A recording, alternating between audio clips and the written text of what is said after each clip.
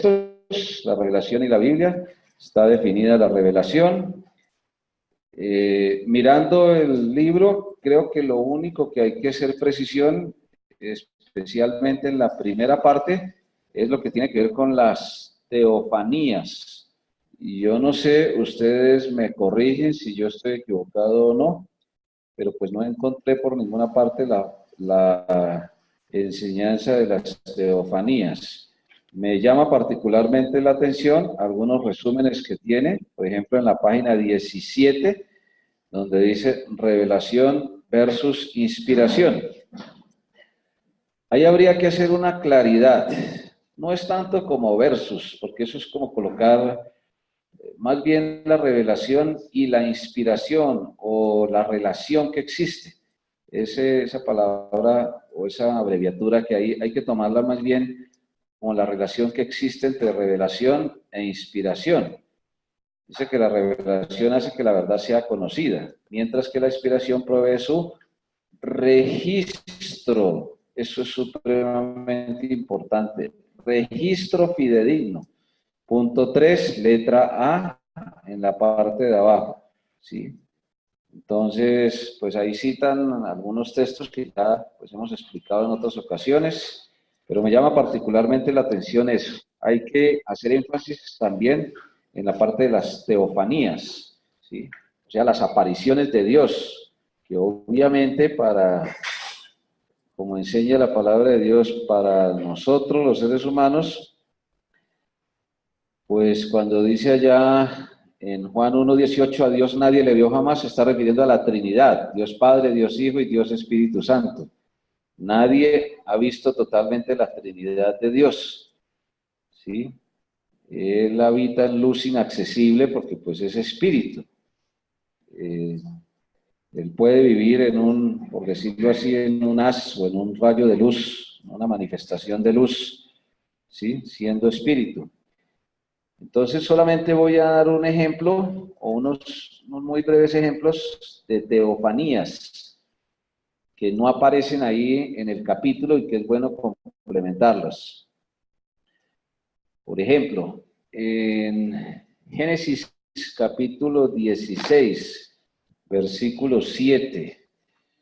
Génesis 16, 7.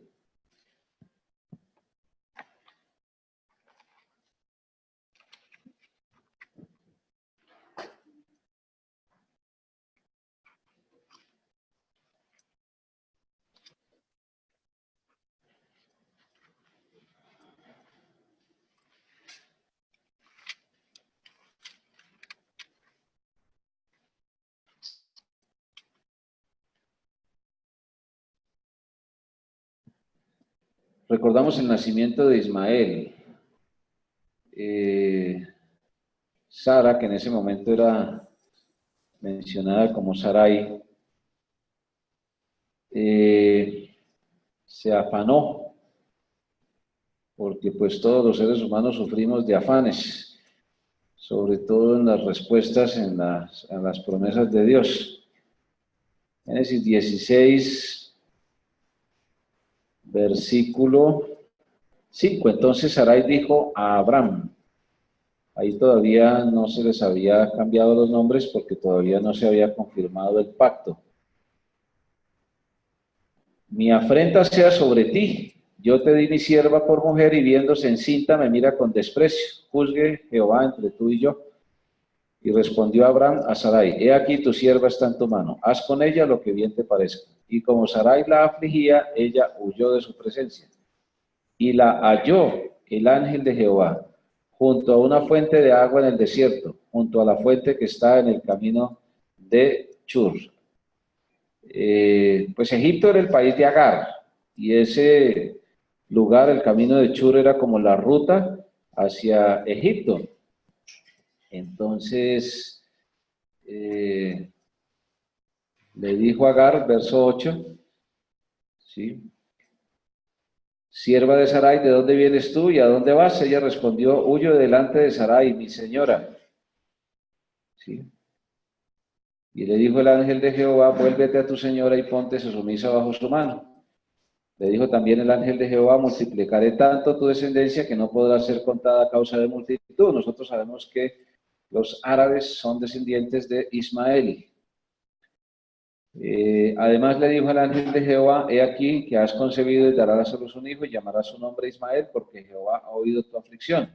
Será hombre fiero, su mano será contra todos, la mano de todos contra él, delante de tus hermanos habitará.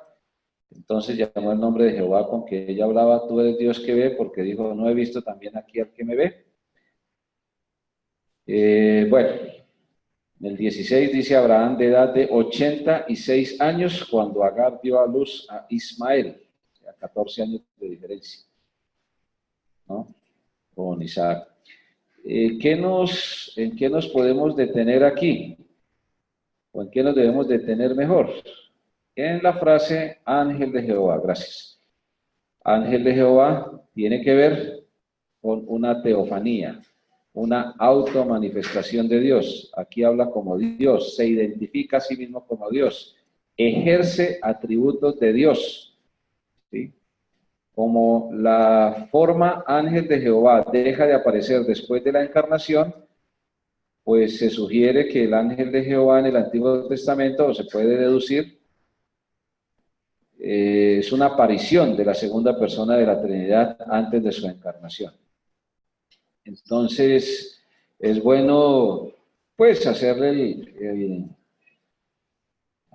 el apunte de la complementación, de que ahí, pues, no aparecen las teofanías, aparecen revelaciones especiales a través de sueños, visiones, del Urim y del Tumim, que eran dos piedras, ya le oí la palabra, hermano Jesús. Para decidir, no había Biblia terminada, voces audibles a través de animales, Dios habló a través de ángeles, y hay que complementarla con esta. Hubo teofanías, varias de ellas, pues hay varios ejemplos, pero teniendo el concepto, pues ya uno puede ampliarlo. Sí, hermano Jesús. Teofanías, ¿qué significa? La palabra teofanía significa una automanifestación de Dios, donde Él habla como Dios, se identifica a sí mismo como Dios y ejerce atributos de Dios. Aquí, ¿qué atributo está ejerciendo? Está ejerciendo su soberanía. Cuando le dice, vuélvete a tu señora, ponte sumisa, multiplicaré tanto tu descendencia, o sea, creador, Dios es creador de la descendencia de Ismael. No podrá ser contada contada a causa de la multitud. ¿Sí? Todos sabemos la situación que se dio entre Ismael después y los descendientes de Abraham por parte de Isaac. ¿Sí? Digamos que eso es importante. No sé si hay algún asunto que haya que hacerle claridad sobre esto. El bosquejo es un bosquejo bien definido, está bien organizado, está bien bosquejado. Las definiciones, pues, son claras, están a la luz de la palabra de Dios, ¿sí? El texto por excelencia está en 1 Corintios 2, con ese termina, del 9 al 13, 9 y 10 revelación, 12 iluminación, o sea, Dios le da a uno la suficiente claridad espiritual, intelectual, ¿sí? Emocional, para comprender las verdades, y la inspiración, que es el documento, es el registro, como lo veíamos el miércoles anterior, cuando Dios le dice a Moisés, escribe en un libro para memoria, ¿sí? Si tuviéramos una memoria como la que tuvo Adán antes del pecado, pues otra sería la situación, ¿sí? Hay algunos términos que merecen cierta aclaración. Por ejemplo, en la página 10, la letra E. Página 10, la letra E. Los títulos del salterio. La palabra salterio tiene que ver con un instrumento de música que se utilizaba para alabar a Dios, un instrumento de cuerda. Las cuerdas eran hechas con los intestinos de los animales que eran procesados, estirados y organizados para poder tener, pues, acompañamiento musical en la adoración y en la alabanza a Dios. Entonces, por eso se utiliza ahí el Salmo 19, se utiliza el Salmo 119. ¿Sí? Sobre los apócrifos, pues ya hemos mencionado en otras oportunidades, en análisis bíblico, que a propósito de eso, pues necesitamos seguir orando para que pues podamos tener ahí las tutorías de análisis bíblico, ¿sí? Y las tutorías de panorama bíblico también.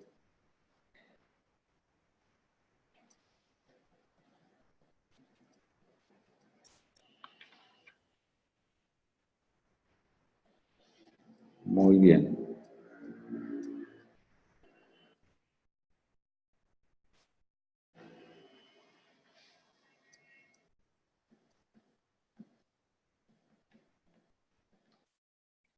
¿Alguna inquietud, alguna pregunta, alguna aclaración?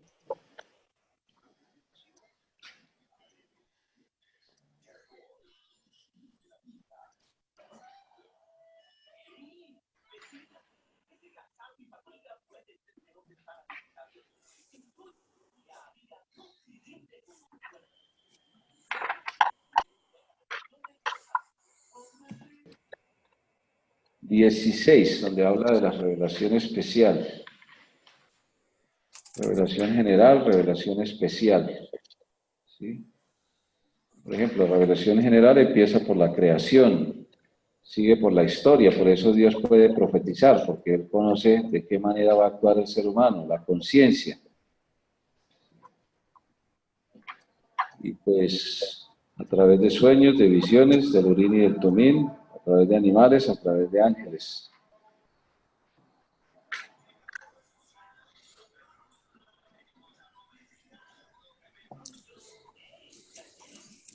Termino con una aclaración con relación a los milagros.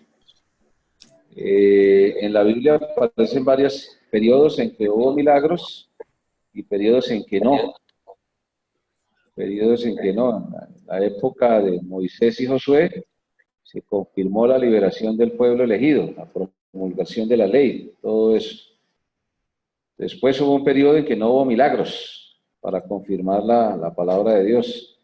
En el ministerio de Elías y de Eliseo sí hubo milagros para sostener a los creyentes, para confirmar la palabra de Dios. Durante el exilio, por ejemplo, cuando el pueblo de Israel fue cautivo, pues es bueno recordar los milagros que se desarrollaron a través de Daniel y de sus amigos, sus hermanos y hermanas en Cristo. Y pues al comienzo del cristianismo, los milagros que hizo el Señor Jesucristo durante todo el periodo de los apóstoles para confirmar la palabra de Dios y todo lo que tenía que ver con el nuevo pacto. Entonces, son ejemplos de periodos en que sí hubo milagros para confirmar la palabra de Dios, periodos en que no hubo milagros para confirmar la palabra de Dios. Hoy en día, pues, Dios puede obrar en su soberanía, de acuerdo a su voluntad, ¿sí? O sea, Dios no ha perdido la capacidad de hacer milagros, pero en cuanto a la confirmación de la palabra de Dios, ya fueron suficientes los milagros que se hicieron hasta la muerte del último apóstol.